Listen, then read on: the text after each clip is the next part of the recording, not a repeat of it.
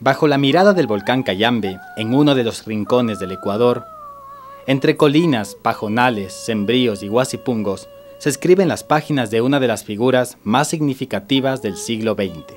Aunque hablamos de un personaje reciente que murió en 1971, la historia oficial la ha olvidado en sus páginas. Ella es Dolores Cacuango.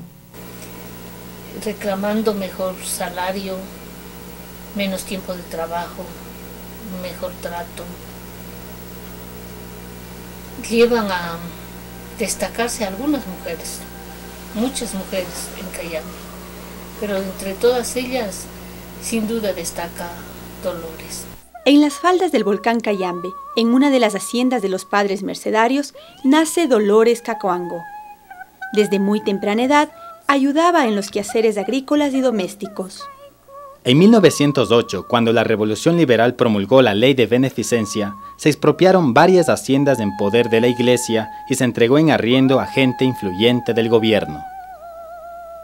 Los nuevos patrones llevaron a Dolores a trabajar de doméstica y después de guasicama. Apenas tenía entre 13 y 15 años y ya sentía la amenaza de ser violada. Esto le causó amargura, razón por la cual siente la necesidad de organizar a las mujeres primero y a la comunidad en segundo lugar para librarse de las formas de opresión brutal. Sirvientes, hijos de patrones, primeramente, discúlpenme la mala palabra, venían a violar, sea que sea,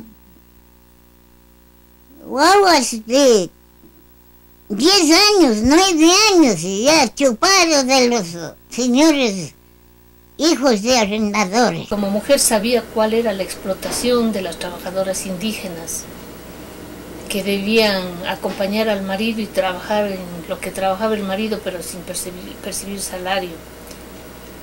Ella sabía de las mujeres que parían hijos de un patrón, o que parían hijos después de haber sido violadas.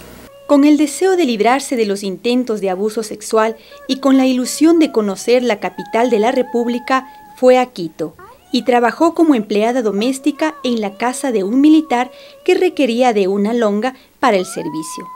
Así se hizo más evidente la discriminación racial y las diferencias sociales. Ella quería que los indígenas fueran reconocidos seres humanos y no animales de explotación. Ella quería que su palabra, sus necesidades, sus derechos fueran considerados por el resto de la gente. Cuando decidió regresar a su hogar en la hacienda San Pablo Urcu, contrajo matrimonio con Luis Catucuamba, un criado como ella. Ya casada, trabaja incansablemente junto a su esposo para mantener el humilde y sencillo hogar. La maternidad de Dolores fue difícil, dadas las condiciones de epidemias, de insalubridad, alimentación insuficiente y carencia de medicinas. De los 9 hijos que tuvo, solo 2 sobrevivieron. Desde finales de la década de los 20 y con la influencia de la Revolución Rusa, militantes marxistas se infiltran en las haciendas de Cayambe para formar políticamente a los indígenas. Les animan a reclamar por sus derechos y les proporcionan nuevas y novedosas formas de luchar contra la opresión, como fueron el sindicato agrícola y la huelga. Nuestro Taita Partido Comunista. Carajo, porque fue el único partido político quien levantó al indio caído y le colocó en el indio bien parado. El Partido Comunista ayuda bastante. ¿Cómo? Para mantención, para alimento, para trabajo. Ellos venían a cuidar, ellos venían a dar, ellos venían a organizar. Ellos venían a sesionar. El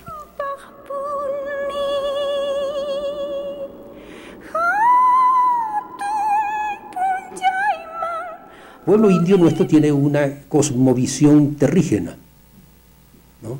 Para ellos la mamapacha es lo fundamental.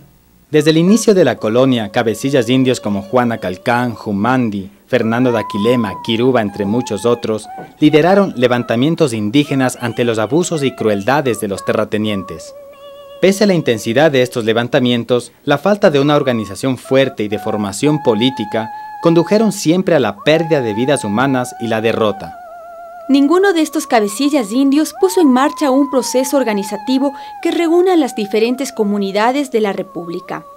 Solo desde la época en que Jesús Gualavicí y Dolores Cacuango fundan los primeros sindicatos agrícolas y la Federación Ecuatoriana de Indios, se cambia radicalmente el destino de este pueblo. Cuenta el historiador Osvaldo Albornoz que la aparición de Dolores Cacuango en el campo político se da en 1930, cuando ella y varios líderes indígenas de Moyurco, La Chimba, San Pablurco y Pesillo organizaron una huelga pidiendo reivindicaciones, mejor trato y salarios justos a los terratenientes. Como no hubo respuesta, organizaron una gran marcha de 2 días a la ciudad de Quito. Meses después se dan cuenta que todo ha sido un engaño, y Dolores Cacuango dirige una marcha de 2 días hacia Quito para intensificar los reclamos. En esta ocasión, las autoridades no les reciben y regresan decepcionados. Como medida de escarmiento, el cuartel de carabineros de la época recibe la orden del gobierno del presidente Ayora de apresar a los líderes indígenas y expulsarlos de las haciendas. Los campos quedan teñidos de rojo, varios indígenas fusilados, otros indígenas heridos, y desde las colinas se elevaban espesas nubes de humo provenientes de las chozas quemadas. Junto a una de ellas, con el esposo herido y 3 tiernas criaturas, Dolores contempla con valor la destrucción de su hogar. Si bien la tragedia penetra el alma y traspasa el corazón, no disminuye su valor. Por el contrario, esta desgracia se convierte en estímulo que multiplica sus fuerzas. Mientras los indios recogen sus muertos, curan sus heridas, esparcen las cenizas de sus chozas, maldicen y lloran, surge Dolores en su camino. ¡Proseguir adelante, compañeros! ¡No detenerse! Así continúa, con las 85 veces que ella se desplazó a pie por más de 70 kilómetros, desde Olmedo a Quito, a exigir justicia. El 26 de julio de 1930, en el llano, hoy conocido como Juan Montalvo, Dolores Cacuango funda la Federación Ecuatoriana de Indios en una reunión secreta en la cual fue elegida primera presidenta. Entonces ahí comienza Dolores Cacuango, Tránsito Amaguani, Angelita Anrango, Brígida Pilataxi, Elena Tamba en La Chimba, y así sucesivamente, y comienza ya la organización, pero siempre clandestina. Largo tiempo clandestina, porque los patrones tenían pagados militares disfrazados, militares propios, militares disfrazados, para controlar, para que anden la noche rondando de casa en casa a ver dónde están reunidos los indios. No les dejaban, no podían. Pero eran las quebradas, eran los montes, eran los llanos potreros, eran las cementeras, eran las aradas, todo eso donde se reunían, eran los páramos. Y lograron crear el gran sindicato agrícola, el Inca. Dejó todo para ir a las comunidades, para hablarles a las comunidades y organizar a las comunidades. Es decir, en un momento en que no había organización, en que no había conciencia en la masa, ella fue un factor de conciencia y factor de cohesión.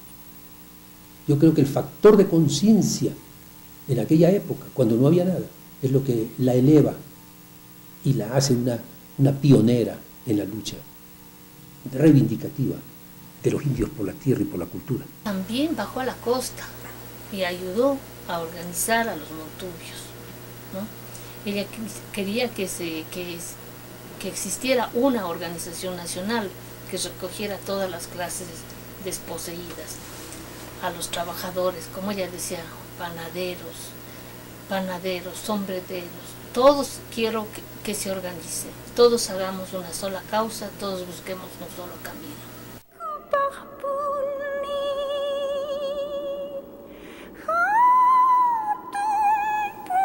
Posteriormente, las expectativas son más elevadas. Se intentó convocar a más de 1000 cabecillas del país para consolidar la organización. Esto alarmó a los terratenientes, que lo impidieron con el uso de las armas. En la gloriosa del 28 de mayo de 1944, fecha en que se derrocó al entonces presidente Carlos Arroyo del Río, Dolores Cacuango dirigió el asalto al cuartel de carabineros de Cayambe. Aprovechando el clima de apoyo a las propuestas progresistas, se da personería jurídica a la FEI y otras organizaciones sindicales y estudiantiles.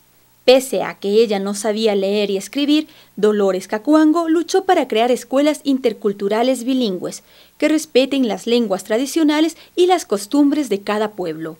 Con materiales que donó la Unión Nacional de Periodistas, sin ningún espacio físico ni autorización oficial, y con el asesoramiento de Luisa Gómez de la Torre, una docente del Colegio Mejía e integrante del Partido Comunista, Dolores Cacuango fundó en 1945 en Santa Ana, Moyurco, La Chimba y Pesillo las primeras escuelas interculturales bilingües. Esta gestión no tiene precedentes en la historia ecuatoriana y probablemente en la historia latinoamericana. Ella sabía que necesitaba la lengua de relación, la lengua de los blancos, pero ella era partidaria de los principios de su cultura indígena. Por eso creó escuelas bilingües, no escuelas mestizas, no escuelas donde se hablara y se enseñara en castellano, sino donde se hablara y enseñara en quichua, por maestros indígenas. Ella es la precursora de la educación indígena bilingüe, porque reconocía el valor de las dos culturas. Ella tenía el orgullo de su raza, de su gente.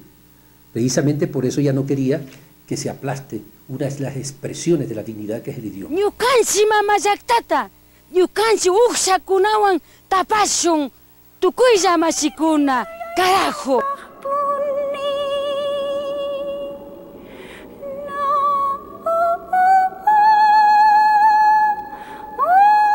Ella es una lideresa de múltiples aristas, es única en el país, ni en el mundo mestizo se ha producido una mujer así como ella.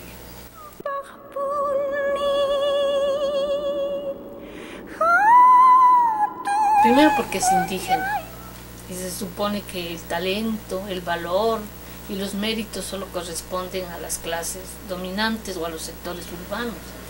No es reconocida porque también es una mujer, y las mujeres estamos excluidas de la historia. Luego, es una pobre, ¿no? Viene de los sectores más relegados, marginales de la sociedad. A la historia oficial no le interesa la rebeldía del pueblo, sino la sumisión del pueblo.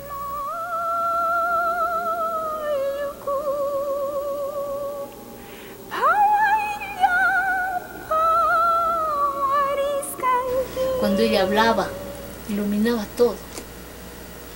Muchas personas que le escucharon en sus discursos en el Paraninfo Universitario o en las plazas, todavía recuerdan que era ella como una tormenta, como una vibración del cosmos cuando hablaba. Tenía una oratoria que impresionaba, es decir, nadie podía dejarla de atender cuando ella hablaba, porque además ella hablaba en figuras metafóricas. Dolores Cacuango se trasladó a Colombia, donde tuvo una intervención que fue muy aceptada tanto en el seno del Congreso de Indígenas Latinoamericano como también en la opinión pública de Colombia, viendo la capacidad y la conformación de su discurso que expresaba los sentimientos y las aspiraciones de los indígenas ecuatorianos, fue publicado en la prensa colombiana. Ella era directa y concreta,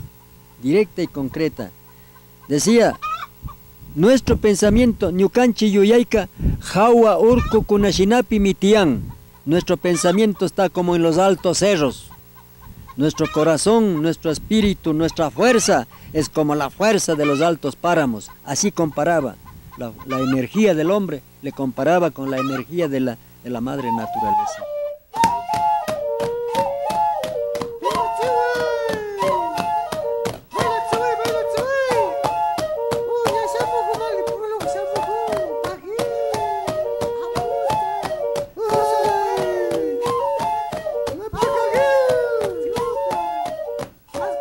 Mama Dulu murió en 1971, pero sus huellas tienen eco en la actualidad. Temeraria y loca le decían sus enemigos. Nunca usó más armas que su discurso conmovedor, su arenga incisiva y la orden oportuna y firme. Pero la misma loca era flor y espina, ternura y fuerza, nieve y fuego al mismo tiempo. Yo amo a Dolores. Yo admiro a Dolores. Yo siento que ella es una maestra. 4 veces oprimida, como pobre, como mujer, como indígena y como analfabeta, ella supo unir en su garganta todos los gritos y romper con su voz todos los silencios.